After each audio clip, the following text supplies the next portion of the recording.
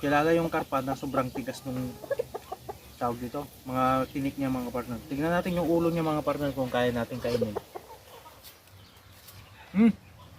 Another day, another video mga partner. So for today's video mga partner, magluluto ako ng karpa. So ito, matinik to mga partner. So ang ginawa ko mga partner ay pressure cooker ko siya. Pero tignan natin mga partner kung madudurog din siya kasi na-pressure to. Ang lagi ko kasing ginagawa dito mga partner kung nakakabili ako nito ay piniprito ko. Pero yung ulo niya kasi hindi na nakakain.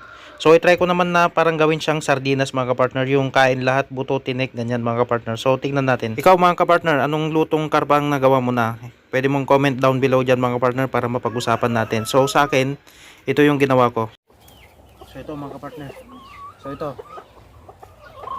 So yan. Check natin kung makakain natin yung buto niya. Tapos ito, ito. Yung mga ano niya, mga tawag dito, tinik niya. 'Di ba ang karpa kasi mga partner sobrang tinik niyan. Ang hirap talagang ano.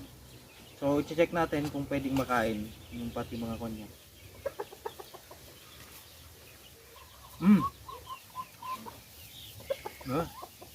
Kilala yung karpa na sobrang tigas nung tawag dito, mga tinik niya mga partner. Tignan natin yung ulo niya mga partner kung kaya natin kainin. Ito matigas talaga yung ulo nito. Yan. Check natin. Yung ulo niya talaga mga partner.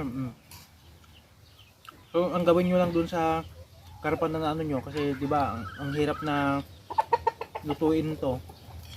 Ang hirap na iniwasan natin to. Ito mga partner ilapit mo. Ang daming tinik ang lalaki di ba? Yan. Try natin talagang kainin.